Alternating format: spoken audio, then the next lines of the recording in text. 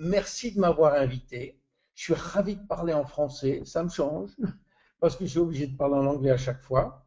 Et je vais essayer de vous expliquer pourquoi Jeunesse a des produits uniques et qu'ils ne sont pas réplicables dans le monde et on est les seuls à les avoir. Alors, d'abord, c'est quoi Jeunesse? Quand les gens vous demandent euh, c'est qui Jeunesse? On n'est pas des vendeurs de compléments alimentaires, on n'est pas des vendeurs de soins cosmétiques, on n'est pas des vendeurs d'anti-âge, on est ce qu'on appelle des gens qui vont promouvoir Generation Young. Alors, il faut bien dire ça, c'est un mot anglais, Generation Young, et c'est un peu l'envers de Young Generation, c'est-à-dire la jeune génération. Que je vous explique un petit peu ce que ça veut dire. Aujourd'hui, la plupart du temps, quand on parle d'âge chronologique. Autrement dit, on arrive à un milieu de la vie où on passe brutalement de l'état d'adulte à l'état de senior. On les appelle aux États-Unis les 50 plus. Et ça, c'est une idée qui devient obsolète aujourd'hui. Elle devient obsolète parce qu'aujourd'hui, on parle d'âge biologique, d'âge cellulaire, et c'est à l'intérieur de la cellule qu'on va déterminer l'âge que nous avons. Donc il n'y a plus cette espèce de hiatus, cette espèce de séparation brutale entre les adultes et les seniors, mais quelque chose de beaucoup plus subtil qui va faire rentrer des critères dont on va voir un petit peu les différents éléments. Et c'est de ça que nous, on veut parler chez Jeunesse. Alors, aussi l'avantage, c'est qu'on a une société qui s'appelle Jeunesse, qui a donc un nom français, alors que la société est purement américaine et que les fondateurs ne parlent pas un seul mot de français. Bon, c'est ça le paradoxe avec Jeunesse, et on en a beaucoup d'autres de paradoxes. Donc, on va parler d'âge biologique, on va parler de Generation Young, et c'est ça Jeunesse. Pour comprendre de quoi on parle, il faut d'abord comprendre pourquoi on vieillit. Quels sont les critères qui font qu'on vieillit, entre parenthèses, inexorablement, mais plus pour longtemps inexorablement. Alors on vieillit en général pour trois raisons qui toutes se trouvent à l'intérieur de notre noyau. Il y a trois causes majeures de vieillissement. La première, c'est au niveau de l'ADN, des dommages que peut subir l'ADN tous les jours. Pour vous donner une idée, notre ADN subit 1 million de dégâts par jour. 1 million de dégâts par jour. Néanmoins, notre système est tellement perfectionné que ce million de dégâts est immédiatement réparé dans la seconde qui suit. Et c'est très bien. Heureusement, parce que sinon on ne vivrait pas 3 secondes. Mais alors, pourquoi on vieillit? Parce qu'à un moment donné, les réparations ne se font pas aussi vite que les dégâts. Alors il y a une espèce de dette qui s'affiche, on attend, on est sur la liste d'attente des réparations. Le problème, c'est que nos cellules, elles se divisent tous les jours des centaines de milliers de fois. Et à chaque fois qu'une cellule se divise, l'ADN se divise aussi. Mais l'ADN en lui-même étant un petit peu lésé, les codes génétiques qui vont être dupliqués ne vont pas être aussi bons que les codes originels. Et quand les codes génétiques ne sont pas bons, qu'est-ce qui se passe? Eh bien, les protéines qui sont fabriquées, qui sont la mesure ultime ou l'objectif ultime de l'ADN, eh bien, sont pas bonnes. Et quand les protéines ne sont pas bonnes, c'est soit la maladie, soit le vieillissement. Et ça, c'est un problème majeur, les dégâts de l'ADN et la vitesse de réparation. Le deuxième problème qu'on a, c'est toujours au niveau de l'ADN, c'est au niveau du bout des chromosomes. Les chromosomes sont protégés par une espèce de bout de lacet qu'on appelle les télomères. Ces bouts de lacet protègent nos chromosomes de toute effraction, de toute attaque. Néanmoins, on sait qu'à chaque duplication, pardon, à chaque division cellulaire, on perd un petit bout de ces télomères. Et au bout de 50 divisions, eh bien, il n'y a plus de protection et donc les chromosomes sont plus protégés. La cellule part en suicide cellulaire, on appelle ça l'apoptose, ou alors elle part à la retraite. On appelle ça la sénescence cellulaire. Excusez-moi. Et donc ça, c'est une des raisons fatalistes, entre guillemets, du vieillissement, parce que les cellules s'arrêtent de fonctionner toutes les 50 divisions. Et la troisième raison, qui est une raison majeure, c'est notre pool, notre stock de cellules souches. Vous savez que nous avons dans le corps un certain nombre de cellules souches qui sont très utiles parce que ces cellules-là, elles sont prêtes à remplacer n'importe quelle cellule du corps. Or, vous savez que chaque jour, on perd des centaines et des centaines de milliers de cellules et qu'il faut les remplacer. Quand il faut les remplacer, on n'a qu'une chose, les cellules souches. Or, ces cellules souches, elles ont aussi des chromosomes. Elles ont aussi un ADN. Ce qui fait qu'elles vont vieillir comme les autres et il faut absolument garder le pool, le stock de nos cellules souches absolument intact. Voilà 3 raisons de vieillir. C'est les 3 raisons majeures. C'est les 3 raisons acceptées par toute la communauté scientifique. Alors, qu'est-ce qu'on peut faire pour, à notre niveau, au niveau de jeunesse, qu'est-ce qu'on peut faire? Nous avons créé 3 solutions pour vous aider. Évidemment, ce ne sont pas des solutions purement médicales, ce n'est pas des procédures médicales, parce que si c'était des procédures médicales qui seraient efficaces à 100%, jeunesse aurait eu 3 prix Nobel. Néanmoins, avec ce qu'on va vous donner, ça peut vous aider terriblement. La première, c'est comment aider à réparer les dégâts subis par l'ADN. Eh bien, on a un produit qui s'appelle réserve. Ce produit, il s'appelle réserve parce que dans le mot réserve, en fait, c'est l'abréviation de resveratrol. Et je vais vous indiquer pourquoi resveratrol est bon. Je vous signale au départ, comme je vous l'ai dit, qu'on va se concentrer sur la réparation de l'ADN et non pas sur les dégâts. Les dégâts, ils sont beaucoup trop larges, beaucoup trop mondiaux, beaucoup trop environnementaux pour qu'on s'attaque à eux. On préfère attaquer la réparation et pouvoir réparer aussi vite que les dégâts se font. Alors, il y a une histoire, c'est ce qu'on appelle le secret du resveratrol, qui est assez intéressant et qu'on a utilisé pour notre produit réserve. Ce qu'il faut savoir, c'est qu'il y a une théorie qui a été prouvée partout, qui s'appelle la théorie de la restriction calorique. Ce qui veut dire quoi? Qui veut dire que si on mange moins, on reste en vie plus longtemps. On vit plus longtemps. Autrement dit, si on mange 40% de calories en moins tous les jours, évidemment en gardant les proportions d'acides aminés, d'acides gras essentiels et de protéines qu'il faut, eh bien, on va vivre 30% de plus. Et ça, c'est une théorie qui a été prouvée sur des millions de souris. Mais aussi, elle est applicable à l'être humain. Parce qu'en fait, on trouve ce type de population dans beaucoup d'îles dans le monde, notamment au Japon, à Okinawa, en Italie, en Sardaigne, dans des îles grecques, en Californie. On trouve des centenaires et comme par hasard, quand on interroge ces centenaires, on s'aperçoit qu'ils mangent 40 à 45% de moins que la population normale. Entre autres, parce qu'ils prennent des oméga 3, ils prennent aussi beaucoup d'autres choses. Donc, il est certain que la restriction calorique entraîne une augmentation de la longévité. Le problème, c'est pourquoi. Pourquoi la restriction calorique augmente cette longévité? Eh bien, il faut savoir que notre système de vie, la nature, a donné la priorité à la survie de l'espèce. Ça veut dire quoi, ça? Ça veut dire que tant qu'on va bien, on a des gènes qui dorment et qui ne se réveillent pas, ce qu'on appelle des gènes de survie, des gènes qui sont dans notre cerveau reptilien.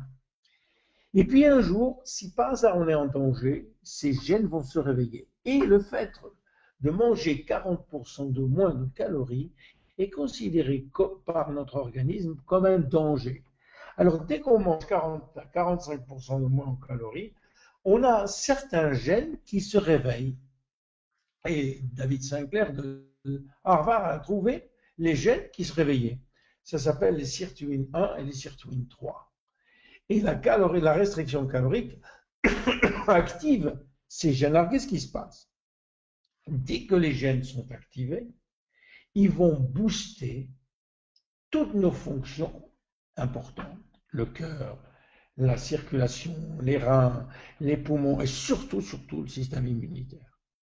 Donc, ces gènes, en se réveillant, brutalement, elles dormaient, ces gènes étaient endormis, donc ils ne travaillaient pas. On les a dans toutes nos cellules, mais elles dorment.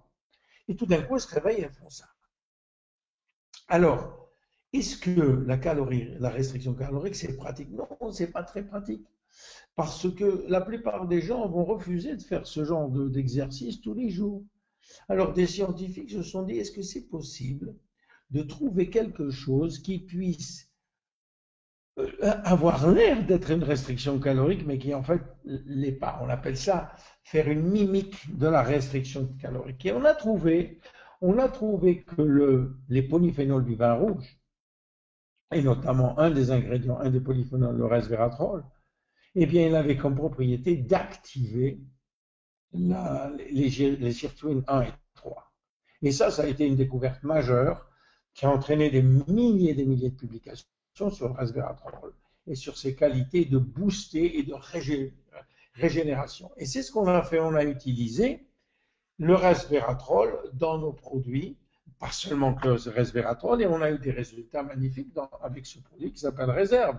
Parce que ce produit-là, il se conduit comme un antioxydant, et antioxydant, vous savez, l'oxydation est l'attaque principale de l'ADN. Donc, on va réparer l'ADN le plus vite possible.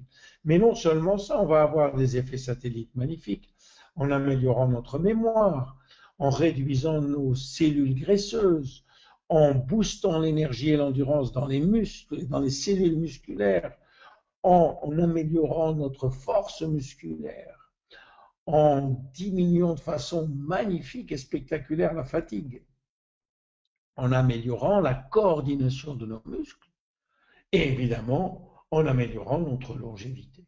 Donc Réserve est un premier produit qui correspond à la première étape des dégâts qui sont liés au vieillissement, c'est-à-dire les dégâts de l'ADN. Réserve, resveratrol, rappelez-vous des points clés.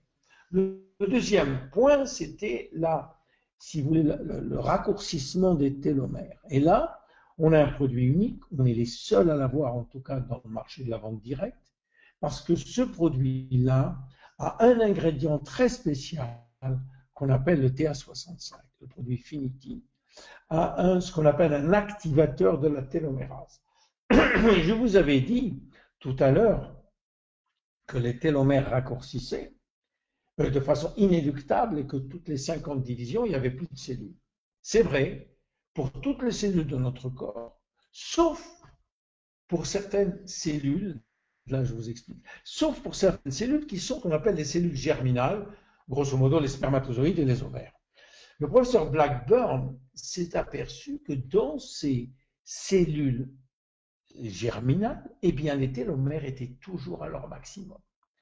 Et c'est compréhensible, parce que supposons qu'un homme de 70 ans épouse une femme de 48 ans et fasse un bébé, s'ils ont chacun des télomères très courts dans leur spermatozoïde, le petit bébé qui va arriver, il va avoir 70 ans avant même d'être mis au monde, parce qu'il va avoir des télomères tellement courts au départ qu'il s'en sortira jamais. Donc la nature fait bien les choses. Dans les cellules germinales, les télomères ne sont jamais raccourcis. Et elle s'est demandé pourquoi. Et elle a trouvé pourquoi. Elle a trouvé qu'on avait une enzyme qu'on appelle la télomérase, qu'elle a appelée elle la télomérase, qui existe d'ailleurs dans toutes les cellules du corps, mais qui est activée uniquement dans les cellules germinales, et qui a pour but eh bien, de augmenter les télomères à chaque fois qu'ils raccourcissent. Vous voyez, comme ça. Dès qu'on a une télomérase, eh bien, les télomères grandissent. Et on a prouvé que remettre les télomères à une bonne longueur était, en fait, on rajeunissait au sens littéral du terme.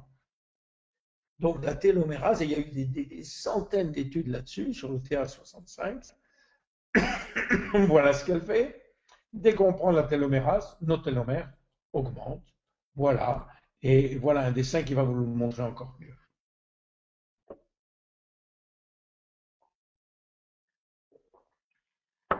Donc, on s'est aperçu qu'en prenant ce produit, on augmentait nos télomères. Néanmoins, ça va prendre quelques mois avant qu'on voit les résultats sur la longévité, mais très très très vite, on peut voir des résultats sur l'énergie, sur... Attendez, je crois que... Vous m'avez toujours? Oui. Sur l'énergie, sur la concentration, sur la mémoire, sur la vision, sur le sommeil, sur la densité osseuse, sur la libido, sur les articulations, sur la cicatrisation et sur la gestion du poids. Et voilà le deuxième produit pour le deuxième problème de vieillissement. Le troisième, c'est évidemment les cellules souches. Alors, on s'est aperçu bien sûr qu'en travaillant sur les télomères et aussi sur l'ADN, qu'on protégeait les cellules souches. Et ça, c'était très important. Alors, ces cellules souches, qu'est-ce qu'elles font? Elles ont comme propriété, si vous voulez, de donner naissance à n'importe quel type de cellules. Et c'est pour ça qu'elles sont très importantes. Mais on a voulu faire quelque chose de plus, on a voulu s'intéresser à la partie la plus visible du vieillissement. Et quelle est la partie la plus visible du vieillissement dans le corps humain, surtout chez les femmes, mais les hommes aussi, bien sûr, c'est le visage. Et on a rencontré quelqu'un qui a pu nous aider à faire quelque chose pour le vieillissement du visage. C'est le docteur Nathan Newman, qui est à Beverly Hills en Californie, à Los Angeles, et qui est devenu un spécialiste mondial, un pionnier de la technologie des cellules souches. Qu'est-ce qu'il fait, ce monsieur? Eh bien, c'est un chirurgien plastique qui fait beaucoup de lipoaspiration, qui extrait les cellules graisseuses et qui réinjecte une partie il enlève la graisse, il y a beaucoup de cellules souches dans les cellules graisseuses et qui la réinjecte sur le visage du patient. Alors là, c'est une procédure médicale, bien sûr, mais il a créé pour nous une procédure qu'on met sur la peau. Je vais vous expliquer comment. D'abord, il faut savoir que l'extraction des cellules souches de la graisse est devenue un top dans le monde. Tout le monde sait maintenant qu'on a beaucoup de cellules souches dans la graisse qui sont beaucoup plus faciles à extraire que dans la moelle épinière où on le faisait jusqu'à présent. La deuxième, et ça, ce sont des exemples de résultats qu'il a en réinjectant les cellules souches, mais vous allez sur Dr Newman et vous verrez qu'il y a des centaines et des centaines de résultats qui sont absolument fantastiques. Donc, qu'est-ce qu'il fait? Il extrait la graisse du ventre, puis il va séparer la graisse des cellules souches, mais il ne nous donne pas de cellules souches dans le sérum, il n'y en a pas. Et c'est normal, parce que les cellules souches sont des cellules fraîches. Et les cellules fraîches elles ne peuvent pas vivre sur la peau, il faut qu'elles vivent dans un environnement spécial. Par contre, tout ce qu'il y a dans le sérum est produit par les cellules souches. Et je vais vous expliquer comment ça se passe. Quand le docteur Newman fait une lipoaspiration, il garde un petit peu de cellules souches du patient et il la met dans des boîtes de piétrie, et c'est-à-dire qu'elles vont se renouveler par millions pendant une semaine.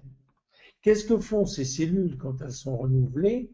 Elles sont renouvelées dans un environnement qu'on appelle un gel nutritif, et au bout d'une semaine, on prend ce gel, on ne prend pas les cellules souches, on n'en a pas besoin puisqu'elles n'arrivent pas à survivre sur la peau, mais on prend ce gel qui contient des centaines de milliers de facteurs de croissance qui, eux, sont des molécules. Les molécules, elles, peuvent traverser la peau. Et on va parler de ces fameux facteurs de croissance. Ces facteurs de croissance, ce sont des hormones locales, des molécules locales qui sont fabriquées sur ordre des cellules souches. Quand vous prenez deux cellules souches et que vous les mettez ensemble, elles vont donner l'ordre aux cellules, aux autres cellules et à l'heure de fabriquer des facteurs de croissance. Alors, qu'est-ce que c'est que ces fameux facteurs de croissance? Ce sont disons, des molécules qui sont entraînées à faire un job très, très, très spécifique dans toutes les cellules. Elles s'adressent à une partie très spécifique de la cellule et qu'est-ce qu'elles font? Elles vont réparer, elles vont maintenir, elles vont rafraîchir, elles vont remplacer certaines fonctions déficientes de la cellule et en particulier les cellules de la peau. Eh bien, il s'avère qu'on a 200 facteurs de croissance différents dans ce sérum et c'est tout à fait normal maintenant et tout à fait logique qu'on ait des résultats magnifiques parce qu'avec ces 200 facteurs, pratiquement, on peut s'occuper de tous les problèmes de la peau. Voilà ce que c'est que ce sérum. Et voilà ces trois causes. Vous voyez, je voulais simplement vous donner une idée. Évidemment, on a d'autres produits. Il y a 3 causes de vieillissement et on a trouvé 3 solutions. Je pense que c'est très élégant ce qu'on a fait. C'est justifié par la science. Donc, en conclusion, le problème qu'on a pour le vieillissement, il se trouve à l'intérieur de l'ADN.